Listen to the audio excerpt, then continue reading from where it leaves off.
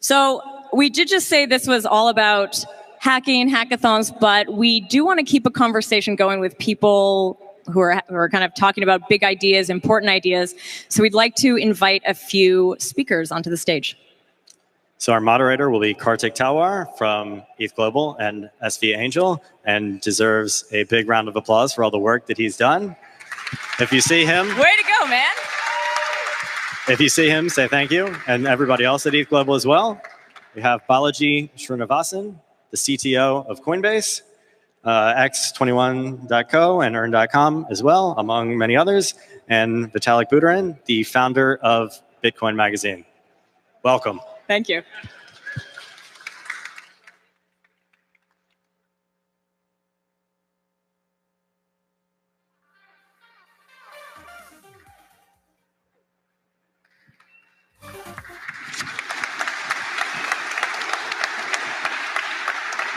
Test. Okay. So before we start, I'd like to just clarify that I'm not the only one that made this event happen. There's about 100 people, from volunteers to organizers to everybody who supported us. So I think they should get a bigger round of applause than just ETH Global.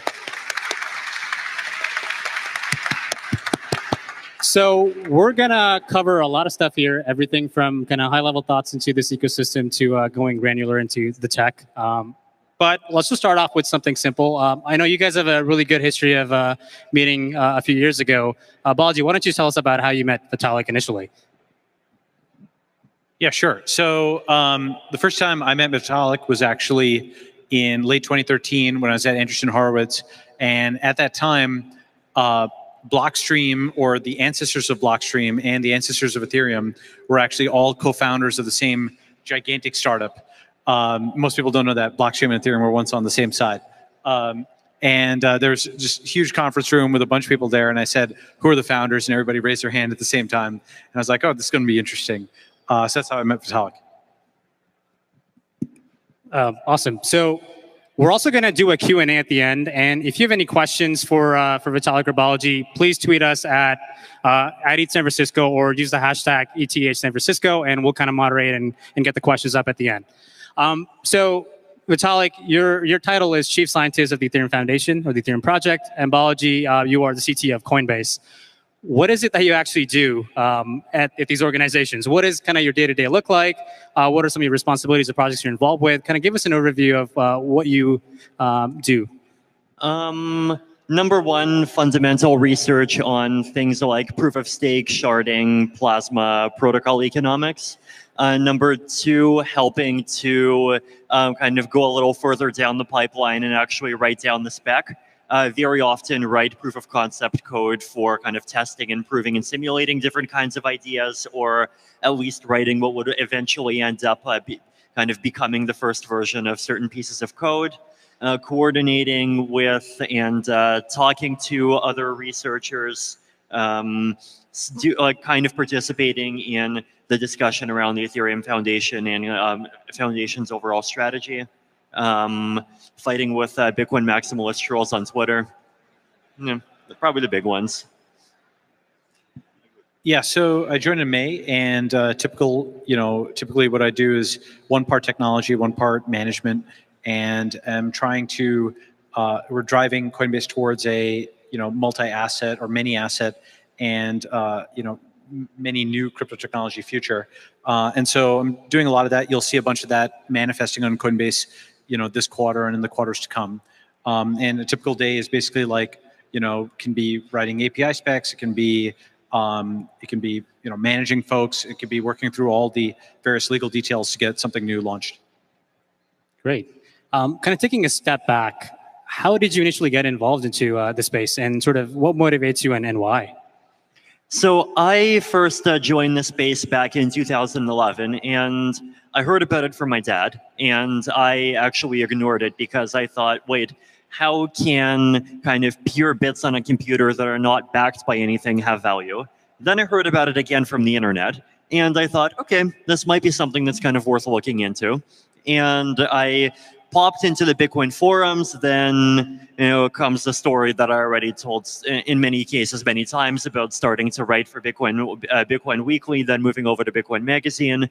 What interested me about Bitcoin was that it was really a kind of combination of different things that all interested me individually put together. So I was already doing a lot of math and computer science. I was already interested in kind of economic and political topics. I was already kind of interested in open source software and Bitcoin. And at the time, it really was just Bitcoin, kind of was all of these things put together. And it seemed like an idea that was kind of at least interesting enough to kind of be an idea and a community that was interesting enough to at least be worth trying to sink into. Yeah, so I first heard about Bitcoin, I think in either 2010 or early 2011, and was following it through the initial bubble and whatnot. And what gave me a lot of faith in it was the technology was awesome, but it was the recovery after that first bubble crash and then comeback over 2012 that made me think, okay, this might have legs not just as a technology but as a market phenomenon. And got very heavily into it late 2012, early 2013. Taught one of the first classes at Stanford on it in early 2013. Actually, a lot of blockchain entrepreneurs came out of that class, and then the whole thing really took off in 2013. That's great. Kind of just following from that. In 2014, when you thought about working on Ethereum, what was sort of the original vision, and sort of how has that changed so far from your perspective as the years have passed?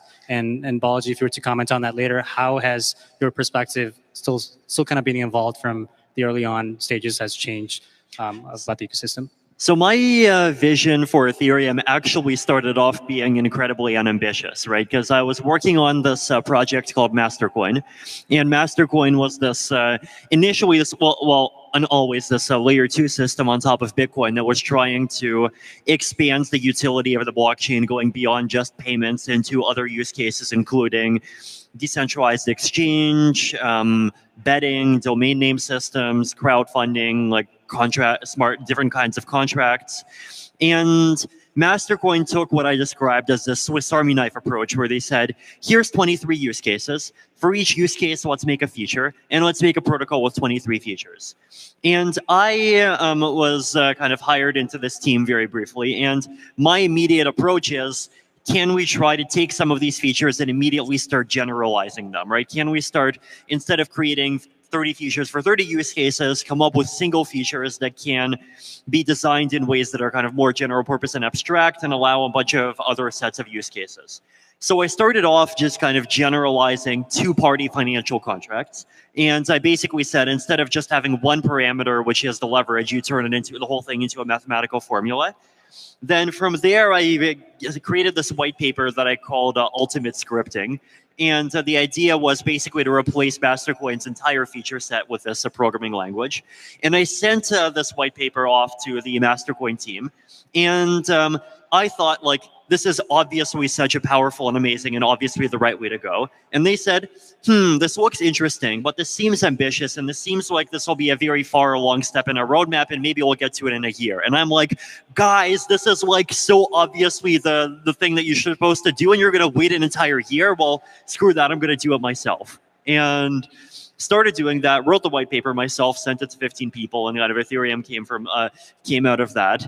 And over time, the vision kind of expanded almost even more with the feedback from other people than out of my own initiative, right? Other people started coming up with ideas, building applications, and I just realized, hey, wait, you can use general purpose blockchains for this other stuff. Hey, wait, you can use general purpose blockchains for this other stuff. And it kind of slowly dawned on, probably both me and the Ethereum community in general, that it really, general purpose blockchains really are general purpose and really are usable for a much wider variety of things than we thought blockchains should be used for back in 2013. Got anything to add from your perspective of the project from the initial phases? Or do you have any comments to add from kind of your perspective from meeting and learning about the project early on to how you've seen it evolve now? Yeah, well, in the early days, actually, I remember some of the folks who were working with Vitalik talked about like colored coins, and that was a big thing. And if you Google colored coins, you can see a video from that time period. And now, of course, we would call those tokens. And a lot of the concepts from tokens are similar. So it was interesting to see certain things which couldn't be done on the Bitcoin blockchain. First there was exit in the form of Ethereum, and now there's exit in the form of many other chains. And so a lot of that pent-up innovation has kind of come out over the last year and a half or so. Got it. What does mainstream adoption mean to you? Where do you think we are in sort of just the adoption curve for cryptocurrencies in general, with Ethereum nearing 4 years, Bitcoin nearing 10 years? Kind of how do you look at that as a broader space? So, where we are now, I think, is, in tens of millions of users land, right? And there's a difference between that versus hundreds of millions and obviously billions, right? And truly mainstream, probably in the US, would be when we're at hundreds of millions globally, it's probably mainstream in the US. When we're at billions globally, it's mainstream worldwide. I think it gets to mainstream in the US probably over the next decade or so, and might take more like 10 to 20 years for it to get mainstream worldwide. That's still a very fast growth rate that kind of mirrors kind of the rise of the internet. And that's like one quantitative definition of what mainstream is. So back in I think 2011 or 2012, I think I either wrote this article or kind of expressed this idea somewhere that I saw three possible paths for what at the time was just Bitcoin, where the analogies I made are kind of Esperanto, Linux, and the internet. And Esperanto was this kind of language that a guy named, I think, Ludwig Zamenhof came up with in the 1900s. And he thought that if we create this artificial language, which is kind of completely regular, maximally easy to learn, and it's politically neutral, then we could get the whole world to speak it. But it ended up just never taking off. And, it has a small enthusiast community, but it just never grows at all beyond that. And Linux, there's the joke in the Linux community that the year of Linux on the desktop is always like the current year plus 5 or whatever it is. And, there's the dream, and the dream never ends up being fully realized. But even still, Linux totally survives as a legitimate alternative to kind of more mainstream proprietary operating systems. And it has achieved like extremely real successes in places that it didn't even think of before, like, in mobile through Android and in servers. And so the internet is, Bitcoin is the next great invention since the beginning of the internet itself, and that whole kind of expansionist vision. I would say at this point, we've definitely gotten enough adoption that we're way past the phase where we have to worry about it becoming Esperanto. Whether it looks more like Linux or more like the internet, I think we're definitely still unsure. And it definitely still is one of those kind of time will tell sort of issues. Like, the big question is basically, are there going to be applications that actually do manage to kind of use blockchains and use blockchains kind of front and center in ways that, reach very large numbers of people? And realistically speaking, cryptocurrency is probably still the primary candidate for that, but there are other candidates that are slowly starting to come up. And if anything in that area takes off, then great. But even if it doesn't, the Linux outcome is still, I think, much stronger than anything that any of us were hoping for 5 years ago. And that would basically be a combination of a kind of fairly niche user base for cryptocurrencies, plus blockchains being used to notarize and secure a whole bunch of stuff, being used to improve the transparency of a bunch of mechanisms, doing a bunch of things in the back end, and kind of impacting the lives of billions of people indirectly. So we'll see. Yeah, so I like that trichotomization of like niche, nerd, next big thing, right? But I would also add maybe to that, Linux, even though it was nerd, it actually did win on the desktop, just the next desktop, right? The mobile desktop, Android, and whatnot. And that's kind of an interesting way of thinking about the emergence of crypto is, like Linux, it's initially a producer technology, right? It's something that makes developers' lives, better. It makes investors' lives better, like power users. And it's actually more useful if you're building a new, financial service, or you're trying to do new things with investing, than it is for the average person. And Linux went through that phase for a long time. It wasn't good for the average person, but it was great for the person who's building Google and Amazon and Facebook and so on. And then eventually it became useful for the average person through Android. And I think that might be an emergence path for how crypto works, where it's useful for all you guys. You can build new products and services with it. And then eventually, just it becomes useful for the average person as it diffuses out from the developers and the producers. Those are excellent points. I actually emerges with the next question I was going to ask, so I'll just skip that. But kind of just diving a bit deeper into this, kind of with that narrative and sort of these now possibilities, how do you 10x or 100x this ecosystem? Anywhere from technological side to distribution to use cases. How do you think about that? Sure. So one angle that we're thinking about, there's many, but one angle is there's at least 3 ways to get crypto. You can mine it, you can buy it, you can earn it. And we did the hardest way first, which is setting up mining farms, and then buying came on a little bit later. And I think earning is still something that's open and interesting. And with the acquisition of Earn by Coinbase, we're working on ways to make earning crypto as easy as just like buying it. Just click a button and earn. And if that works, then it would work anywhere there's an internet connection, because you just click a task and make money. So that's one possible approach. There's other approaches as well, which are based around taking all these new coins that are coming out and really stressing the utility, right? Investment is generic, buy, sell, send, receive, but utility is specific. For example, send a shielded transaction with Zcash, or use BAT in your browser, or use rep for something, or use, like ZRX for something. They've got unique things you can do with them. And each of those individual markets and niches, maybe those can be pulled into cryptocurrency as well, because those cryptos end up doing something unique. So that's another approach potentially. The other suggestion on the market side that I've raised a couple of times is just making it easier for people to buy small amounts of cryptocurrency in corner stores. So just increasing the accessibility of, I want $40 of crypto, just enough to participate in some applications a little bit and pay for a bunch of transaction fees. Because if you don't have even the small amounts of cryptocurrency, then it's hard to participate in public blockchain applications that are even kind of non-financial in nature. On the protocol side, I think solving the scalability challenges is obviously paramount, because otherwise, if the user base goes up by another 10x, then transaction fees are going to be going up to like $5 or $50. And another important thing is usability. And that includes kind of the traditional notion of usability, of making things kind of look and feel user-friendly and intuitive, but also what I call, I don't tend to talk about usability versus security. I talk about usability of security. So how do we make it kind of maximally user-friendly to use coins and to use them, but not kind of accidentally do things or have things happen to you that you really, really don't want, like $100,000 of your money disappearing into a black hole. And if those usability issues can be solved, I think it also cuts down the friction by quite a bit. And I know there are quite a lot of great projects that are starting to work on that. So I guess as to follow on, Balaji, you had a company, Earn.com, that tried being able to kind of monetize users and in emails, and being able to give people cryptocurrencies for the first time as like the first way to acquire them. What are kind of just expanding on Vitalik's answers on how do you get people to initially own small amounts of cryptocurrencies? What were some of the learnings from doing Earn.com? Yeah, so we actually, we got the company to like a 10 million run rate before we sold it. What are the learnings on that?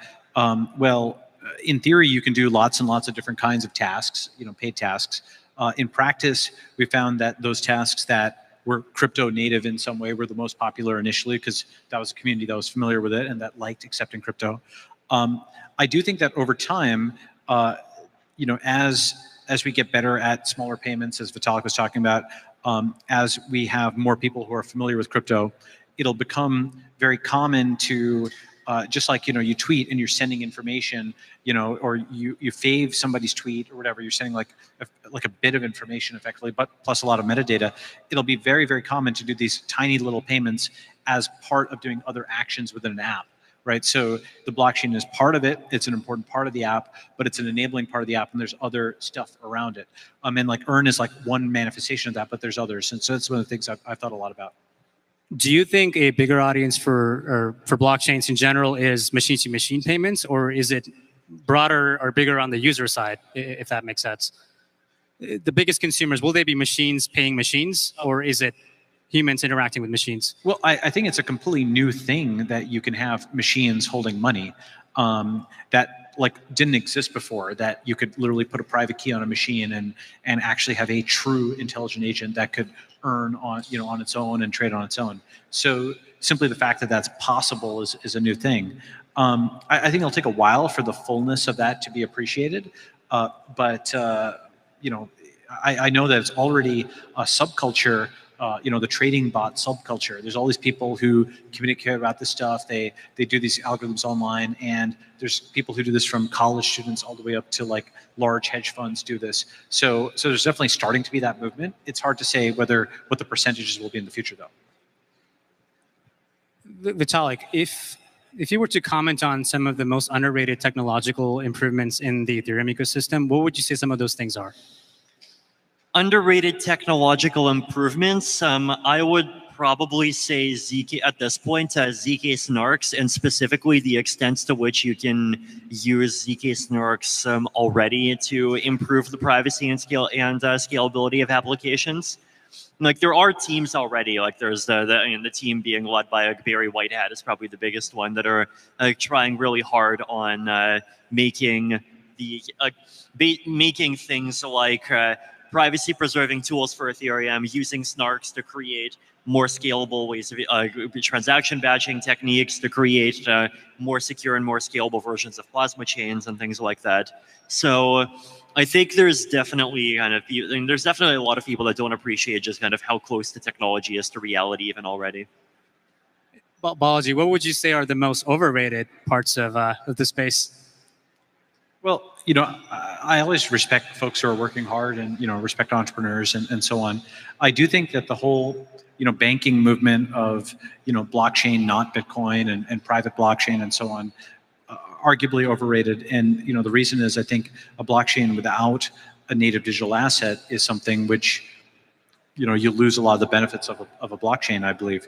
And I think, you know, private blockchains may have a V2 where people realize, hey, I'll do a private ICO. It'll be set up as a joint venture where you have 10 companies in a consortium, but they have actually a percentage of the token, and then it actually might work again. But I think the whole concept of blockchain without Bitcoin was a dead end. A question for both of you: what is your favorite data structure? Sparse Merkle trees. Me? I mean, standard binary tree is good. You know, hash map. I use them all. You know. Great. Vitalik, what is Ethereum 2.0? Just can you kind of go into some details on what it is, why it matters, and So Ethereum 2.0 is this kind of catch-all term for a combination of different paths toward kind of seriously and fundamentally revamping the Ethereum blockchain that we've been working on over the last few years, where one of those is proof of stake, Casper. One of those is sharding. One of those is the switch from the current EVM, Ethereum virtual machine, to EWASM, the WebAssembly-based one. And one of them is a set of kind of miscellaneous improvements, including things like abstraction, improved protocol economics that I wrote a paper on recently, among other kinds of things like that. And Ethereum 2.0 is basically the kind of new version of Ethereum that will take all of these different improvements and put them together and essentially create what we believe is the best possible design for a general purpose blockchain, given what we know in 2018. And the goal is to kind of have a roadmap to migrate Ethereum over into kind of being that over the next few years. So could you elaborate a bit more on when and what does that timeline look like, and sort of what goes into determining those things?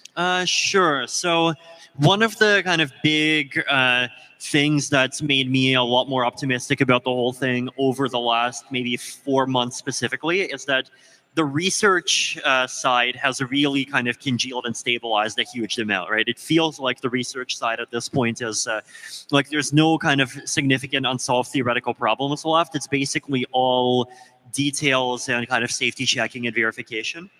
And right now, it's basically the kind of a software development slog, right?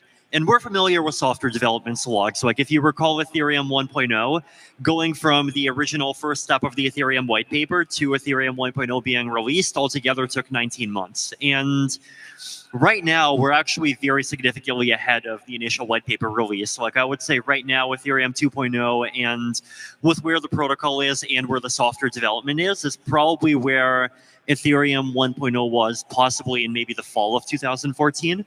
And that means, and there are already, like independent companies, like for example, Prismatic, Lighthouse, Status with Nimbus, and a couple of consensus parity, starting to work on kind of independent implementations of the Casper and sharding spec. And I expect testnets to be coming out fairly soon. And then, we'll have in parallel work happening on testnets and along with formal verification of the protocol, auditing of the protocol, auditing of the code and implementations. And that'll at some point kind of culminate in, like some form of mainnet release. So just kind of quickly digging into this, what's sort of the rationale behind having other teams work in parallel, and kind of how do you see that versus Ethereum Foundation or the core protocol team also work on the Sure. timeline? So I think the Ethereum community kind of really strongly believed in this idea of multiple implementations basically since day one. So for those who remember the 2014 to 15 development slog, right, you had Python, Geth, and C++ basically developing the protocol in parallel all the way through with the intention that all three of these implementations would be viable implementations of the protocol that people could run and use. And the goal behind this was a large part of it was political. Like basically, what we perceived as kind of failures of development centralization in the Bitcoin ecosystem, that kind of arose from the existence of a single implementation there. Is something that we thought that we wanted to avoid, basically by saying there is no such thing as a reference implementation. And the reference is the protocol, and the protocol is, the yellow paper, and the protocol is distinct from implementations of the protocol. This time around, we're actually going a bit further because there is one version of the protocol which is made by kind of people who are formally hired by the Ethereum Foundation as full-time developers, and that's the Python implementation. But Python is a slow language, and everyone knows that there's plenty of contexts in which Python is just set up that it's just not going to win, right? So it's like and so that kind of naturally sets it up for kind of competition between outside entities to create the clients that people will end up using. And there will be many people that use Python as well, hopefully, but not in every context. And, so the Ethereum Foundation basically gives grants in part, and other companies are giving grants as well so in the case of Status, Nimbus is itself funded by Status's fairly large ICO raise, right? So the goal is to have this kind of robust dynamic community ecosystem. And on top of that, it has this very pragmatic dimension where it insulates the Ethereum community against the risk of any one of these teams failing and any one of these teams just ending up to not being able to figure out how to do software development correctly. Yeah, one of the things actually that Brian Armstrong and me and Fred Ursum were impressed by Ethereum in the early days was that it did have a protocol spec. It did divide a protocol from a specific implementation. It had multiple implementations. One of the things we've actually been thinking about doing recently is publishing like a Coinbase API standard that would have maybe a similar effect for what we do with security, because not all blockchains provide the ability for you to separate cold storage, signing, and broadcasting, and that's like a critical kind of thing. And there's other kinds of things like how can you do staking, for example, in a way that it's not all with a hot wallet and what have you. So there's aspects of potentially security where we could publish API specs and have people code to them. So we've already started to receive a lot of questions from the audience. So if you have any other questions, we'll keep ask them on Twitter with the hashtag #EatSanFrancisco. and we'll kind of roll them up in a few minutes. But I'll ask one that I just received, which is kind of for both of you. What do you wish people in this space would stop doing that you constantly see happening a lot? Just stop fighting online. Build stuff. You know.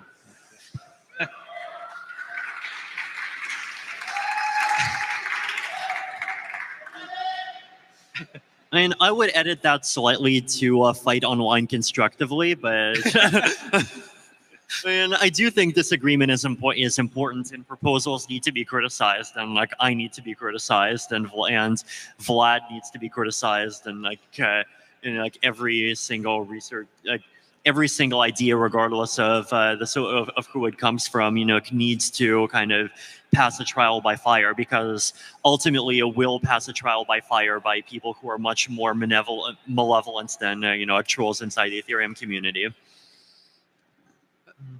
That makes sense. Kind of branching off from one of your previous answers, should everything be open source in this space? How do you kind of think about what does it mean to have like the IP kind of advantage to what should be private versus public, and kind of how do you think through that, or how should one think through that in this space? Well, a possibly perhaps trivial but useful limit case is your private keys are not open source, right? So obviously not everything is going to be open source. You're going to keep something private. And then there's a continuum there between, okay, what is as valuable? What are the crown jewels like your private keys? And what can you put out in public? And one of the awesome things about blockchains is they offer a new way to monetize open source things of all kinds. I think we're going to see blockchain versions of many other kinds of protocols. We've got already blockchain competitors for DNS, but we'll see blockchain competitors for SMTP and other kinds of protocols coming out there. I'm already seeing them. And so I think a larger percentage of open source projects can be monetized. So we'll see a larger percentage of things that will be open source with a blockchain component. I mean, I would say the general principle is that it's relatively speaking more important to open source things that are closer to the bottom layer and closer to the center, and less important to open source things that are kind of closer to the edges and periphery, and particularly kind of not protocols, but software that participates in protocols. So one trivial example of something where I think the interesting bits will be proprietary pretty much forever is software involved in like market making, arbitrage, and generally participating in financial markets. But the financial market itself being a fully open source decentralized exchange is something that I think is great, right? So like that is just one example of where the core periphery boundary is one good way of thinking about it. One of the things that's interesting is in this space, people will say, "Oh, you could just take a coin, you could take a chain, you could take a smart contract, and you can just fork it endlessly." And where's the scarcity come in? And related to the concept of do we open source everything? One thing I think is implicit is a lot of the value derives from the backlink structure. Like the reason that when the BCH BTC split, that everything didn't just go to BCH in the same way as to BTC is a lot of things were pointing at the longer chain, right? And so the backlink structure, I think, is something that is a form of scarcity that we don't normally think about, that is distinct from whether the source code is out there in public, is whether things are actually pointing to and trusting that particular database or that particular source code or instantiation. Got it. I'm also going to start merging in questions that are coming in from the audience, so we'll kind of just have a mix of both versus doing a separate segment on just audience questions. So another interesting question that came up is kind of what do you think are some of the cool things, anything from technological to community, that's happening in other blockchains that Ethereum should adopt? On the community side, one of the things I love about Zcash is this kind of separation between Zcash Foundation and Zcash Co. And where like Zuko is part of one and not the other, and they have and I think that they've actually done a kind of quite good job of just setting up a community in a way in a way where there is a kind of limited level of influence in kind of both one kind of person and one organization. Another one of the interesting ideas that I think Zuko came up with is this idea that practical control over protocol development and control over trademark ownership should be maximally separate. And that's, I think, an interesting idea that probably in Ethereum and probably other public blockchains should consider adopting, because unfortunately there isn't really a good way to kind of have a trademark not be owned by anyone. But this does seem like a kind of pragmatic approach that does kind of minimize the centralization harm that can come out of that issue particularly. Balaji, I guess to add on to that, what are some of the technological advancements that you're tracking personally outside of what's going on at Coinbase? Well, certainly we're looking at all the privacy coin related stuff, ZK snarks, Starks, bulletproofs. We are, I can't talk about everything we're looking at, but, we're obviously aware of, stable coins. We're aware of, what's going on with, like things like token curated registries. We pay attention to a lot of the stuff, but the thing is Coinbase's role is sort of to mainstream blockchain, which means that by necessity, we're not on the cutting edge, right? Like if something is truly on the cutting edge, if it's on the bleeding edge, it's not really ready for tens of millions of users typically. So we try to, do what Apple does, which is take a technology that's in its spring and it's proven itself a bit, and it's not going to have like a CVE on day one. And when it's ready for getting to tens of millions of users, then we'll mainstream it. So those are kinds of things that we're looking at. This is a really good segue into our next part, which is we're going to steal the underrated or overrated segment from Tyler Cowen's podcast. So I'll name a handful of topics, and the way you kind of play this is you have to say, is it underrated or overrated, and a quick answer on why. So we'll start off with ZK snarks. I'd say about correctly rated at this point. Like they are very powerful, and I think general purpose privacy or general purpose zero knowledge proofs is like a really huge advancement in cryptography, right? Because if you look, I was barely following cryptography maybe 10 to 15 years ago, back when zero knowledge proofs were this kind of application specific protocol, and you had to come up with specific protocols for specific use cases, and it was like super lame. And now it's the fact that we're fairly close to the point where you can make privacy preserving protocols for just very large classes of things involving just abstract programming languages is huge. And I do think that the community recognizes that. Underrated or overrated? ZK snarks or Starks? Well, I think ZK snarks are still underrated. People in this audience know what they are, but after Sapling, comes out in a few weeks, I think it just gets mainstream to a much greater extent, and we haven't even yet explored where it's going to get. And then with Starks and bulletproofs, I think it's going to go to the next level because we eliminate the trusted setup, and we have even faster transactions and possibly smaller, proof sizes. So I think all those technologies are underrated relative to what the general population knows about them. Non-fungible tokens, underrated or overrated? On the margin, I'd say overrated. It's, I don't know, I'm like suspicious of things that get too buzzwordy. So I throw token curated registries in the same bucket. I guess we'll skip the next question. Yeah, I'm an investor in CryptoKitties. I do think that in the long term, NFTs will be important. I think like today, if you go and look at DApp Radar, there's not a lot of volume in buying and selling collectibles and NFTs. But I do think that as they start getting hooked into video games and there are the backends for things like their potions and swords within video games, I think that's going to be the thing that pulls them up in the medium term. So overrated maybe today, but underrated in the long term. And eventually we'll get, what people have always talked about, blockchain real estate and so on. But it'll take a while. What about stablecoins? Globally speaking, I'd say underrated. I still think people and a lot of people don't realize the extent to which stablecoins solve one of people's biggest concerns with the with the cryptocurrency space, which is that in order to use these applications, you have to expose themselves to volatility. And with stable coins, a lot of that goes away, and you can actually use applications that just look like regular applications involving dollars. And I'm also, very happy that very recently it seems like there was this big outburst of kind of new stablecoin companies coming along. Like there's Circle's announcements. There's, True USD. There's like in Crypto DT over,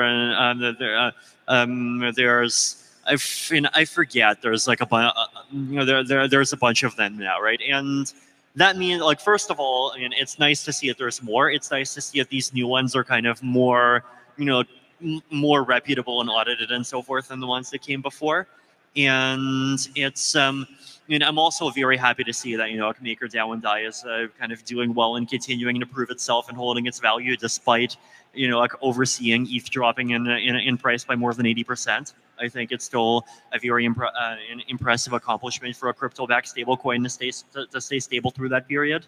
And in the long run, these kinds of tokens are a kind of way for traditional financial systems to kind of upload themselves to crypto land if they want to.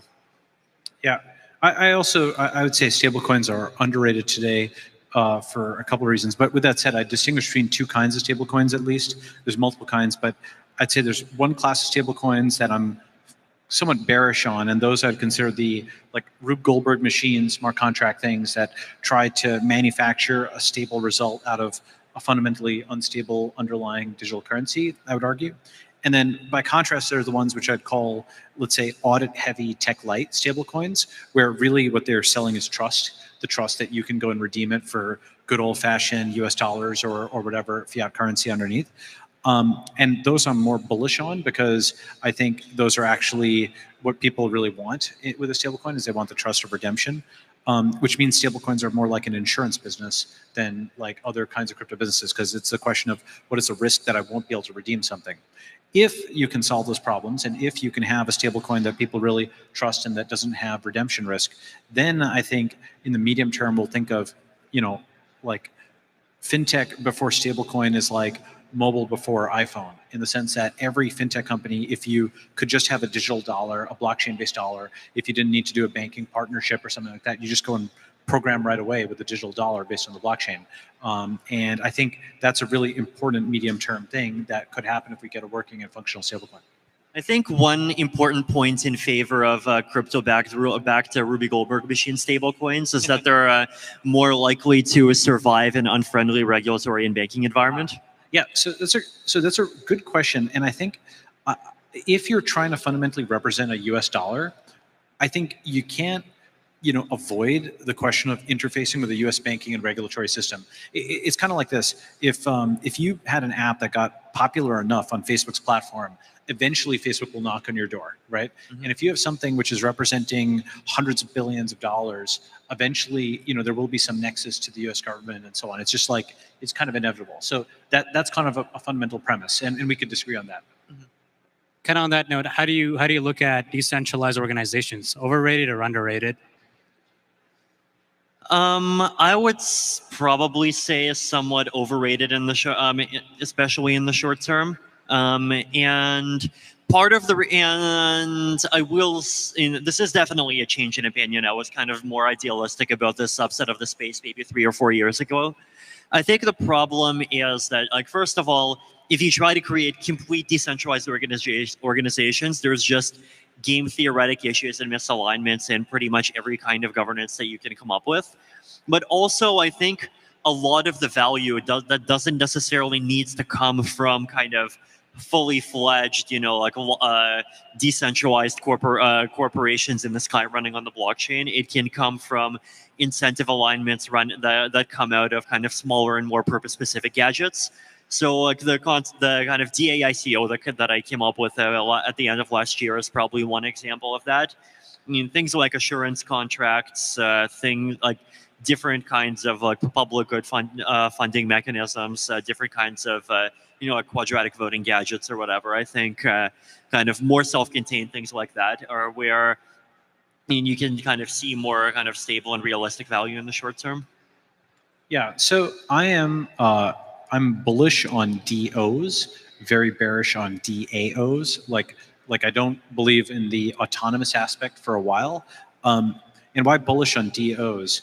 Well, I think we have more and more teams that are remote work based in multiple jurisdictions, and I think in the not too distant future, quote, incorporating or signing contracts on the Ethereum blockchain or other blockchains like that, smart contract based blockchains, are going to is going to become pretty popular for remote teams. And you can imagine like a blockchain-based Slack or a blockchain DocuSign, a BlockySign that just allows these quote decentralized organizations to agree on something, vote, and then allocate funds. With a proof of stake vote or some other kind of vote, just even a multi-sig kind of vote.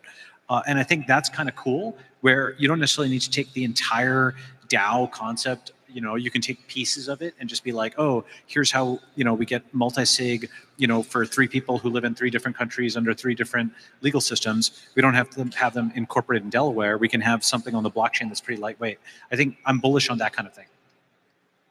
We'll do like one last one on overrated, underrated. Off-chain scaling. What are your thoughts on that?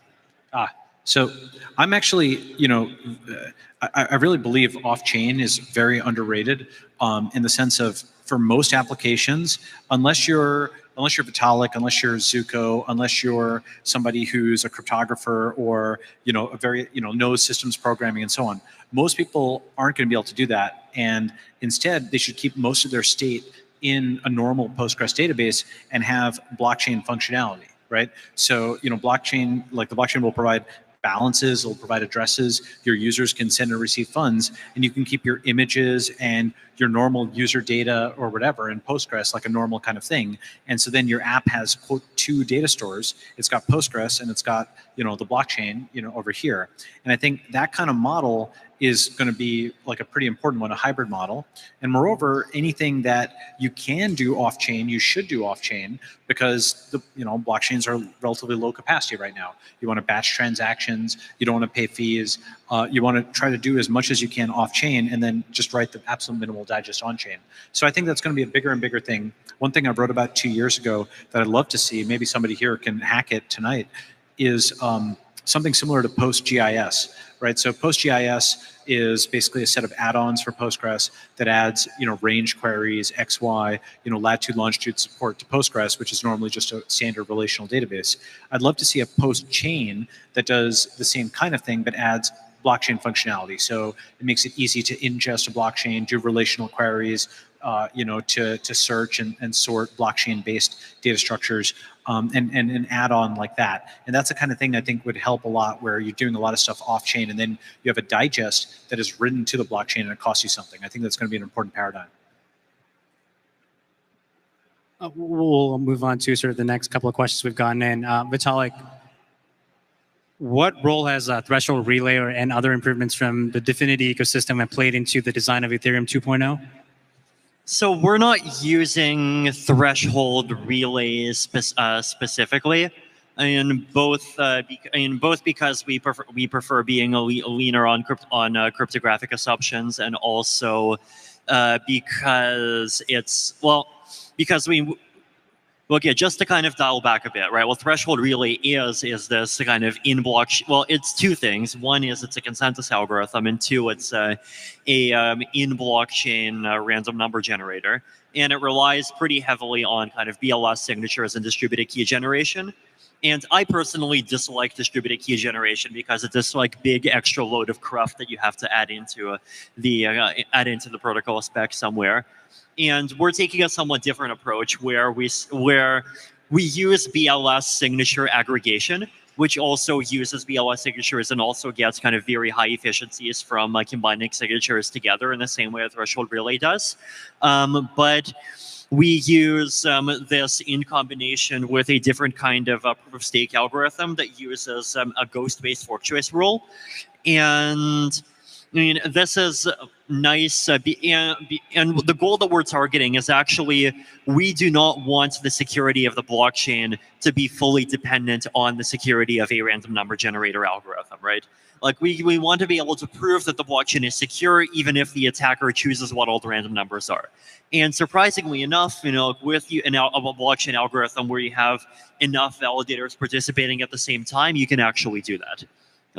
Then for a random number generator, we have Justin's entire line into VDF research. And while that's technically not necessary for the blockchain to work, that does kind of increase the security margin of the system. So it decreases the minimum safe committee size, for example, by maybe a factor of 2 or 3 in practice.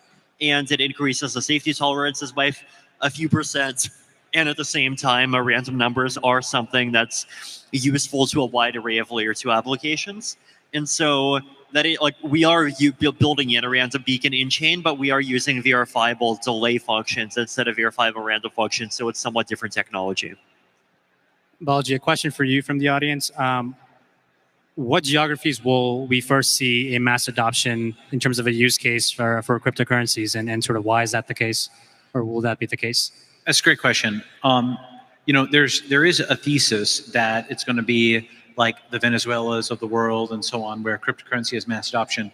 I actually, as sympathetic as I am to the Venezuelan people, and as much as I do believe that does illustrate an important use case for Bitcoin, I do think that cryptocurrency is probably going to have to prove itself in the developed world first, and then it will filter out to everywhere else. And the reason for that is any technology in the early stages has bugs and horrible UX and various shortcomings that only relatively wealthy people who have the time and the energy and don't have a chaotic situation around them, and they have good internet and they can download a multi-gigabyte blockchain and they don't have a light wallet, all that type of stuff. Only folks who have all of that, time and internet, I think are going to get this thing off the ground, and then eventually get it to hundreds of millions and then get to billions. And I think it'll have a similar emergence mode to smartphones, where the developed world subsidized them and got them to scale, and then they were cheap enough for the developing world to buy into them. So I'm a huge long-term bull on banking the unbanked with crypto and so on. I do believe that eventually does happen. I just don't think that's where it starts. Yeah, and I'd probably generally agree. I'd say while we're in the enthusiast phase, it'll continue to be the case that the map of where the blockchain nodes are will roughly track the map of where the brightest night lights are if you look at the Earth from space.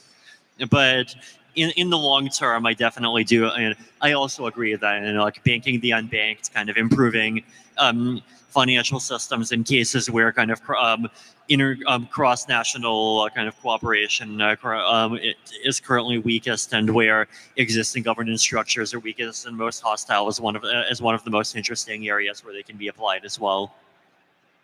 So in the interest of time, we'll just ask 2 more questions. One, just to kind of come back to something that was said earlier, Coinbase is involved with GridCrypto.org, and the Ethereum Foundation is involved with the grant program. How can others get involved with these initiatives?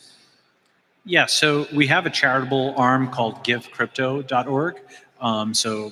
Give Crypto is just spelled like that. That Brian set up, and that does charitable work in the space. So for the Ethereum Foundation grant program, there's 2 ways to participate, right? One is to apply for a grant, and the other is if you have a lot of money, then you yourself can just become a grant-giving body, and you can either decide whom to give grants to yourself, or you can kind of piggyback onto who the Ethereum Foundation gives money yourself, because those lists are completely public. So either of those 2 is highly welcome, and we're on the project side, we're actively looking for projects, so doing work in scalability, particularly usability, including what I call usability of security, and that includes both the wallet and the kind of smart contract programming side, including things like formal verification. It includes layer 2 systems of pretty much every kind. So it's if you wants to build a piece of the Ethereum ecosystem, the opportunity and kind of do that as a full-time thing, the opportunity is there for you. And lastly, Balaji already answered what he would like to hack on potentially this weekend. What would you make if you were a hacker at this event? Well, FOMO 3D was pretty awesome. So something like that, I think, really is it just is something you could only do on the blockchain, you know. So I'd love to see stuff like that, which I think push the limits of what you can do with smart contracts. And you know, I'd love to see something like post-chain, what I just talked about. I think that'd be very useful. Yeah, I mean, those two in particular, I think would be cool. Reputation systems are probably still kind of an interesting area that we probably haven't. There was a lot of enthusiasm back in 2014, but then it kind of petered off. And I think we might be at the point where the infrastructure is there to kind of make another go at that whole area. I also say kind of, privacy preserving applications are in general are an interesting category. Anything kind of any kind of developer middleware, and particularly kind of more possibly decentralized alternatives to existing kind of more centralized forms of middleware. Solutions in wallets and securities solutions, another important area. Like basically and also in general, just look at kind of what you think are pain points that are seen by kind of developers in the ecosystem and try to have a go at solving any of them.